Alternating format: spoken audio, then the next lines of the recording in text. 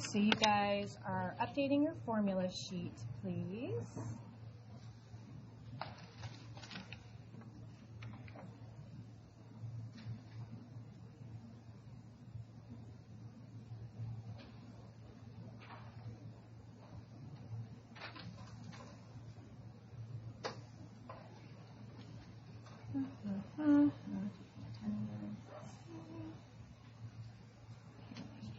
Yeah. X. It should be a 1. Does that say 2? Ah! No, it's 1. Shoot. That's a 1. Y sub 1. Yes. Right. Now I gotta fix that. First and second here. Really here. Mm-hmm. Thanks for catching that, Fernando.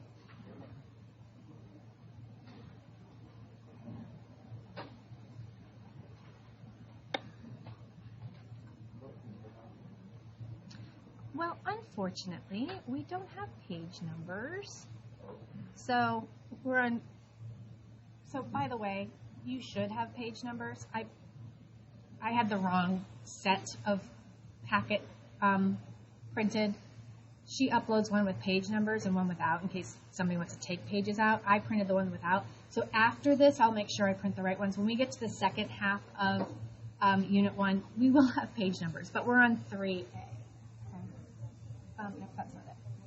3A. That's where you want to be. So once you finish writing those formulas, please get to that page and we will get started. Pretty short note. We have short notes, homework. A lot of you will finish in class. Remember, that's always my goal. I really want you to have class time with me, with each other, with the key.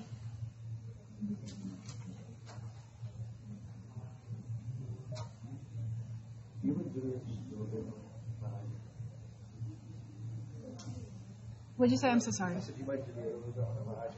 Oh, sorry. Sure. I didn't know that. Zooming in? Yeah, okay. Yeah, I'm back. And here I thought he was sitting up front just because he was just that student. Oh, I am. I'm just teasing you. Understand?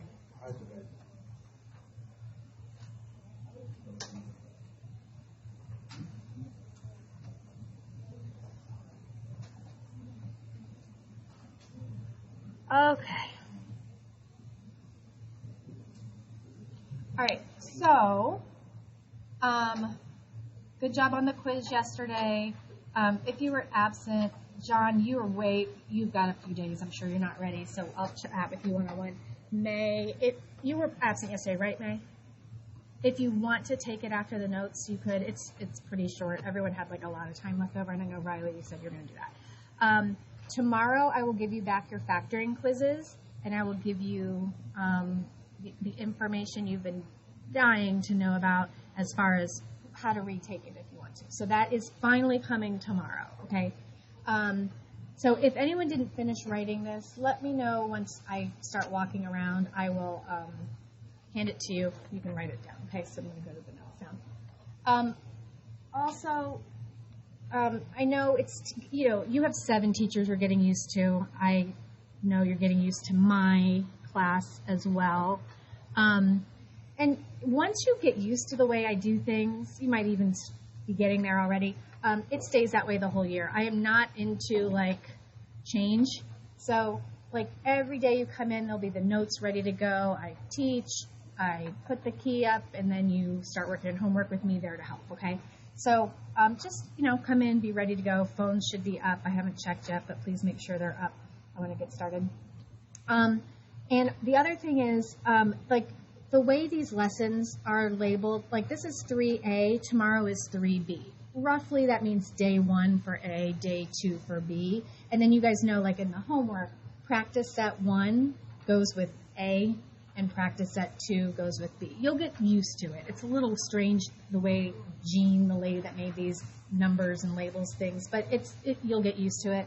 And sometimes I skip around a little bit. I might pull from practice set 1 on a day 2 or something. So there are days I don't like the order that she has things in, so I might change it. But roughly that's how it goes. So, just trying to get you guys comfortable with things. All right. I have not I have not picked a new homework check day. Notice there's no assessments coming up. I have a homework check roughly once a week, okay? Some weeks I skip it because it's not my favorite thing to do, but roughly once a week. But I always tell you when it's going to be. I'll give you a day or two notice at least. And always I give you notice on quizzes and tests.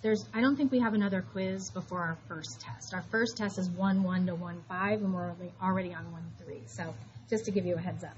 But I will let you know when I add things to our schedule. Okay, so this section is called rates of change in linear and quadratic functions. So linear means line, right? And quadratic is a parabola, the smiley face, the frowny face. So just bringing you back to those two types of functions. And in the previous lesson, you looked at rates of change from multiple representations. That was a big part of our quiz, and what we've been doing in the last week or so was given an interval, right, two x values, how do we find the y values in order to find the AROC? And there were really basically three different ways. From a graph, we would pull it off of a graph, right? Or we could pull it out of a table of values. I would call it stealing, just take them right away. Or sometimes you have to plug into a function, which was like number 5 on the quiz yesterday. So we've seen it a couple different ways. That hasn't gone away. Let me talk about this next little section here. A secant line is a line joining 2 points on a function. Finding the slope of the secant line through 2 points will give you the AROC. Same thing we've been doing, guys. There's really not much new today except for those little equations we wrote, and I'll get to that in a minute. We're still finding AROC. Still finding AROC, okay? So you have actually already, since Algebra 1, literally since Algebra 1, you've been finding the average rates of change of secant lines. You've already been doing it. Finding the slope of any line, you could call the line a secant line. But here's a curvy graph with 2 points, and you can see there's that line that goes through both points. That is a secant line. What we did yesterday on the quiz was finding the slope of a secant line. You were given 2 x values in some form or the other. You found the y values in whatever way, and you found the slope of that. If you connect the 2 points, there's your secant line. We just didn't connect the points, okay? So this is really nothing new. Got our notation here, AROC, average rate of change. We always do change of y over change of x. Never changes. Notice this is a little bit new. That just means slope of a secant line. It's the same thing we've been doing, like I said. We're just throwing in a new notation.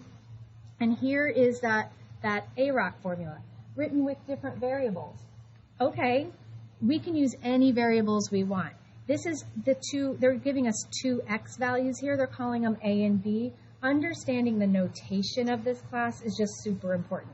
This is just y's over x. That's all that means, okay? Y is on top, x is on bottom. Pick your way of subtracting on top and on bottom, and there's your answer, okay? So we're going to do 2 examples today, example 1 and example 2. You will learn that I give you a lot of paper. I don't teach all of it, right? I skip around your examples. I skip around in the homework. Today is a really good example of how I waste paper, okay? I can't help it. Maybe I can, but I don't know how to. So when I get all the notes, guys, listen, when I get all the notes, it's in a PDF. And even if I had the time and brain power to go through ahead of printing and like say, oh, I'm not going to use this page, I'm not going to use this page, so I print less, give you less. 2 things. I don't know how to with a PDF. And secondly, if I pull something out, chances are I'll be like, oh, I really wanted to do that. So I just give it all to you, and sometimes, like the next 2 pages, we aren't even going to use. Okay, so you're just going to have to get used to sometimes we waste some paper. I apologize in advance. Okay, so given the graph of f of x, so here it is, a curvy graph. We're going to sketch the secant line through the points. So sketch, anytime you hear the word sketch, it means you don't need a ruler. It doesn't have to be perfect. We're not stressing about it. Can you guys connect these 2 points like you did here? I know you can. Since I'm the teacher, I'll use a little bit of a straight edge. Don't feel like you have to get a ruler out or anything. But just roughly sketching the line that goes through the 2 points. Okay, that's it. There's a secant line. Finding the slope of that line is called the slope of the secant line, which is just finding the slope between those 2 points, the AROC, whatever you want to call it. So we did part A, sketch the secant line through the points. Now we're going to find the slope of the secant line, okay?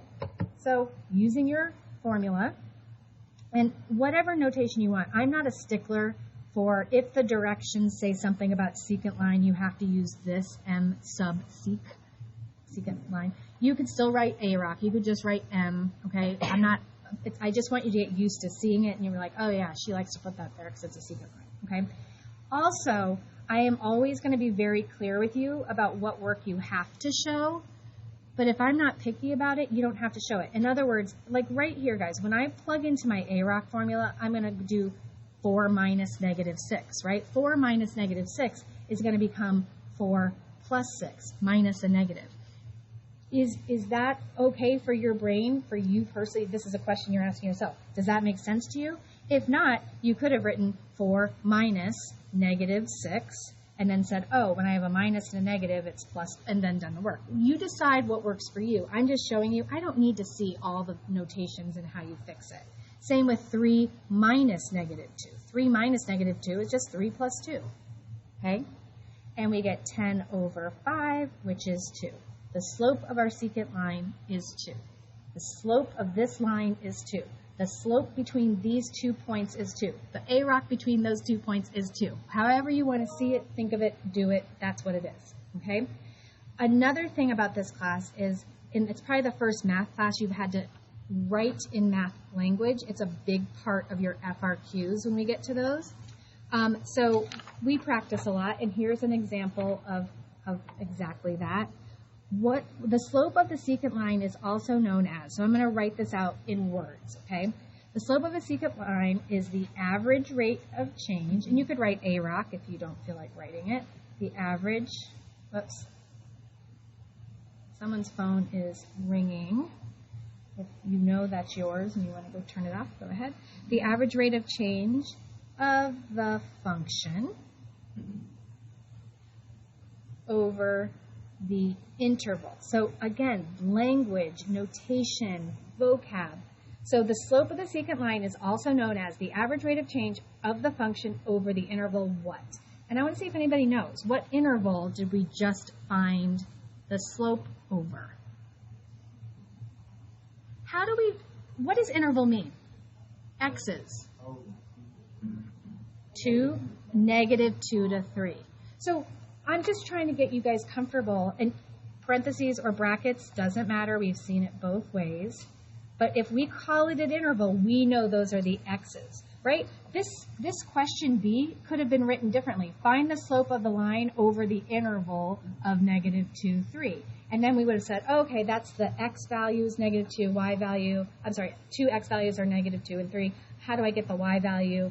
I pull it off the graph in this case, okay? Here they just gave us the 2 points. But understand the connection. There's just lots of ways of saying the same thing, okay? All right, so that's just kind of a review of what we've been doing, calling it something else. This last example we're going to do is like your last 4 homework problems. It says for the function g of x equals blah, blah, blah. I like to say blah, blah, blah instead of read. So we have an algebraic function. We don't have a graph. We have the function that represents a graph, okay? Find the slope of the secant line. Okay, we just learned how to do that. We can do that from this point to this point. We're also going to do one more step at the end so it matches the homework. We'll worry about that in a second. Let's just find the slope between these 2 points, okay? So understand the notation. What I noticed at the end of the year when I started reviewing, doing mock exams with my students before May 13th, before their AP exam, what I noticed really sharply and strongly is that they were still struggling at that point in the class of what the notation means. Like, we have to understand how to write it, read it, say it, interpret all the words and signs and symbols in this class. Like, now we know interval are the x values, right? We've got that in our brain. And we should be able to recognize this as an ordered pair, right? That's -1, and then this means y. What is y when x is -1? That's just another way of writing, find the y value. Same thing here. We know the x value is 2. G of 2 means the y value in x is 2. Okay, so it's written like that. We should be okay with that. So sometimes we're given the ordered pairs, like we were up here. Sometimes we pull them out of a table of values. Sometimes we would pull them off of a graph. Sometimes, like number 5 on your quiz, you have to plug the values in. And that's what we're going to do here. So I'm going to plug in each of the 2 x values into the function.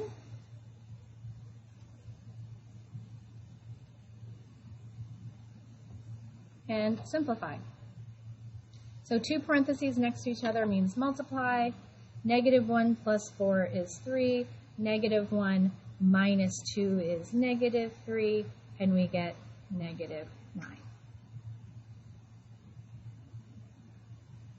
So g of -1 is -9. Okay? G of 2.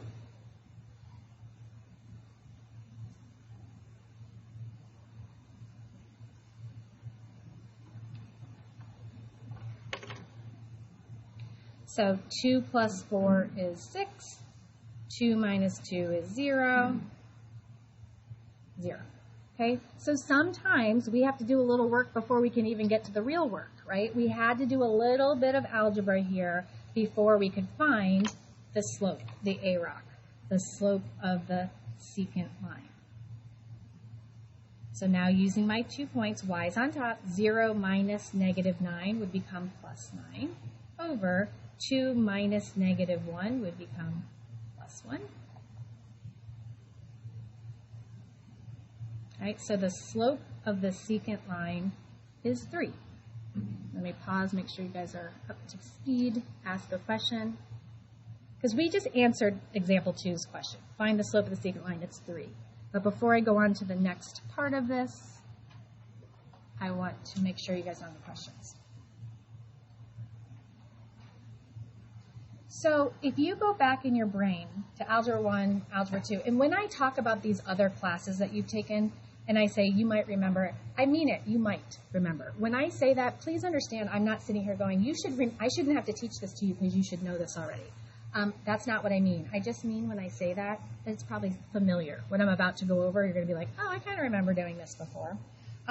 If you looked at my poorly written little formulas here, I gave you 2 equations of lines, slope-intercept form, point-slope form. What the directions in your homework are going to be is write the equation of the secant line. We want the equation, not just the slope. Anytime in math they say write the equation of the line, they mean slope-intercept form. That's just like something we know. If it says write the equation of the line, your final answer should be y equals mx plus b, which means I need a slope and I need a y-intercept. Okay? I have the slope, we just found it. I need the y-intercept. The way we're going to do that is use the other equation of a line that we have here, which is point-slope form. So let me rewrite that. I'm just going to write it down here so I can reference it while I'm plugging in. You don't have to write it again if you don't need to. But this is point-slope form, and what we use it for is, if we have a slope, we do. If we have a point, we have 2. We can plug into this equation and then rearrange it into slope-intercept form. So here's the thing, listen to what I'm going to tell you here. You can use either point. It doesn't matter which point you use. If you do the work right, your answer should be the same as mine, okay? But we're just going to do this together, so let's do the same point. So I'm going to maybe use just this point, because let's practice working with negatives again, okay? So this would be y minus the y value. Y value is -9. So y minus -9 becomes +9. Can you write minus a negative if you want to and then change it? By all means. You do you. Equals the slope, which is 3. Slope is 3. Parentheses, x minus what? X minus -1, yes, Zach, which becomes x plus 1. So if I use this y, I have to use its x, okay? Now that's point-slope form. Point-slope. We plugged into point-slope form. And again, either point is fine.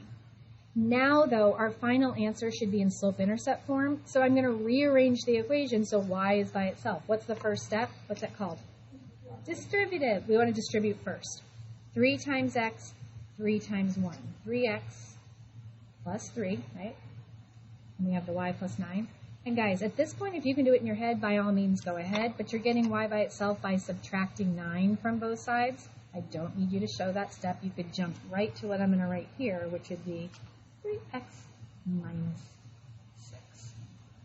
That is the equation of the line that goes between these 2 points. Okay? Like this line has its own equation, right? We just found the slope, but there is an equation that goes with it. Slope of the tangent line. Say it again. No. No, sir. Good, Zach? Was that you, Zach? Yeah. Okay. All right, questions? I'm going to do one of these in the homework with you, too, so we're going to get some homework done.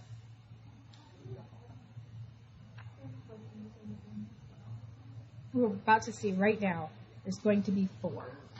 Yeah, you're going to miss the first few homework problems. Though. Yeah, I would wait. Okay, so guys, find practice set 1. And I'm going to do, there's 2 types of problems we're going to do. I'm going to do one of each with you. Where is my page? Oh, there it is. So 1 through 8. A8 is 1 through 8. And you're only doing the first part of 1 through 4. So that means get rid of the A, B, C, D. Okay? So I'm going to do number 1 with you and number 5 with you.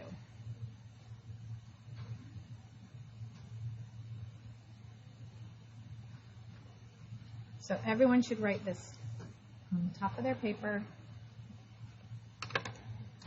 And 1 through 4 is really, really easy, okay? This is almost insulting your intelligence, and I almost thought of cutting these, but I decided to keep them because I want to make a point. How do you find the slope of a line? We've been finding the slope of curvy graphs by plugging into the AROC formula. You can do that here if you want to. It's not a lot of work, but it's plugging into AROC over and over. Because there's an easier way, but technically, you could pick any 2 points on this graph, any 2, and find the slope between them, and it would be the same as your neighbor who picks 2 different points, okay? Because on a line, no matter what 2 points you pick, your slope is constant or the same. But we've learned in this class so far that if you find the slope between 2 points on a curve, if the points change, the slope changes. On a line, if the points change, the slope doesn't change. Pick 2 points, and let's do rise over run instead. So remember, slope is just y is on top, x is on bottom. Y is rise, run is your x's. So find any 2 points that cross like at a, cross. Any 2. It doesn't matter, but they have to hit at a, exact point. And I already know this slope is going to be what? Positive or negative? Positive. What's this one going to be? Negative, right? Positive, negative. So don't worry about signs. You know your answer. You're going to put a negative in front if it falls left, right.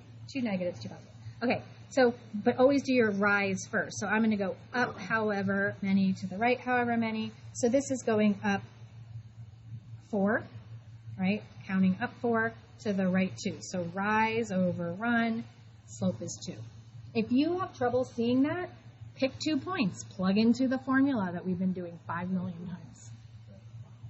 That's just find the slope. Just practice finding the slope on a line, given a graph, nice and easy. Should be no problem, okay? But I'm going to move to number 5 right now, so stay with me, because number 5 through 8, to answer your question, Remy, 5 through 8 is what we just did, and I'm going to do number 5 with you, okay? So stay with me. And by the way, I write really, really big. I cannot fit in these boxes, and if you are the same, don't feel like you have to squeeze in these boxes. Always have some paper on hand somewhere. You can always stick a piece of paper in your binder. That's why I like the 3 rings. You can put things in, take them out, to write the rest of the work, which is what I will do. I'm going to have to go onto a piece of paper, and my whole key is on a separate sheet of paper. Okay, so here we have, find the average rate of change, okay, and then write the equation of the secant line containing those 2 points. That's exactly what we just did. So they're giving us the first x and the second x. So that's technically just 2 ordered pairs, right? And I'm going to have to plug these 2 x's into the function. And we're going to practice doing fractions on our calculator. So I'm going to plug -2 in anywhere I see an x, and I'm going to pick up my calculator and solve it. So, and that'll give me my y value. So guys, when you do fractions on these calculators, you need to put it in parentheses. So 5 halves, open your parentheses. 5 divided by 2, close your parentheses. That's 5 halves. Not hard. Times -2.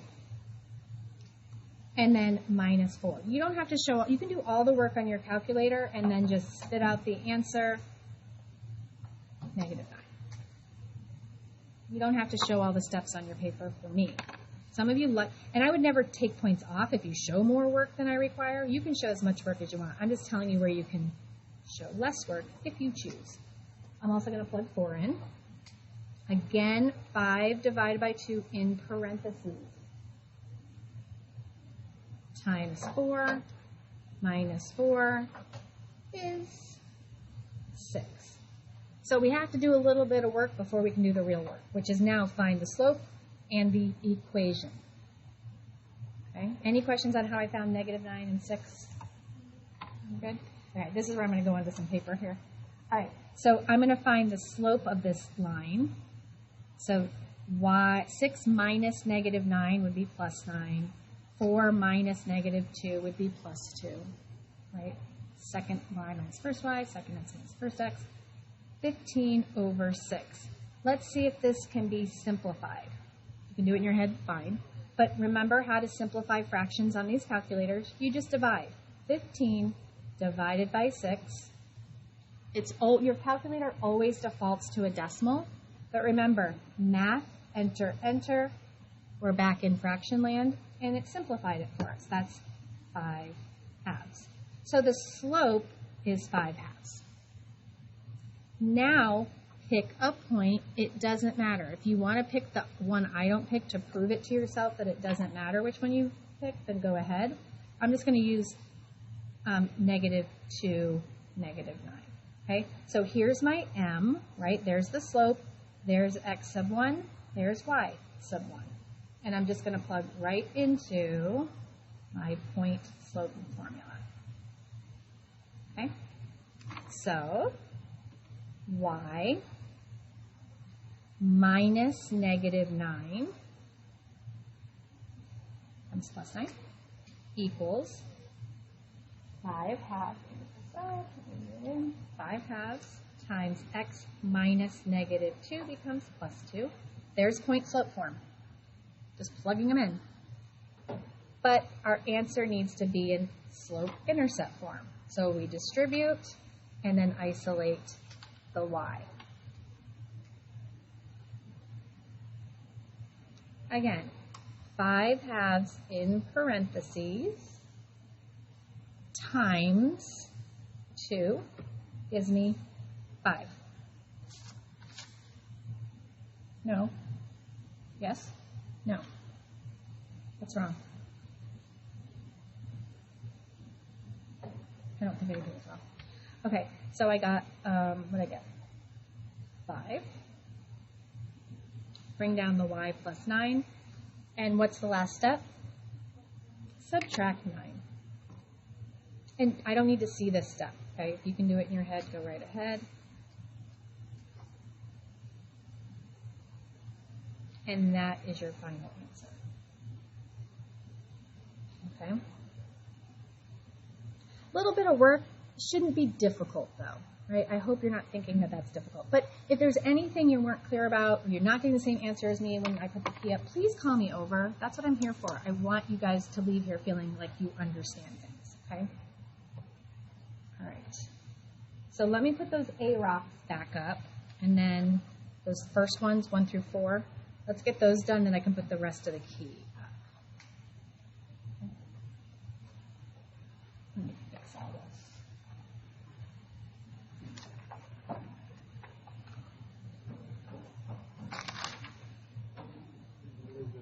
Mm-hmm.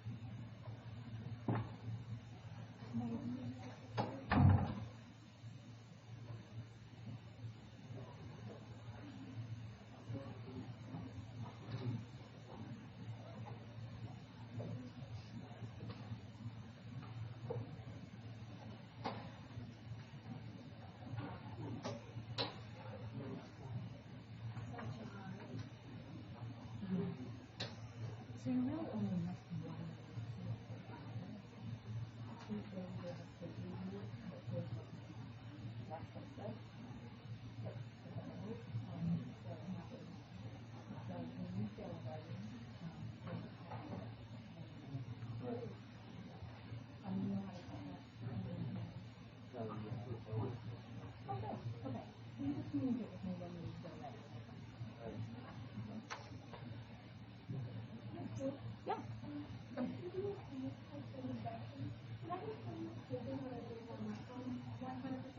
So guys, if you write on your own paper, like let's pretend this is your assignment, you do not need to copy them back onto the worksheet, okay?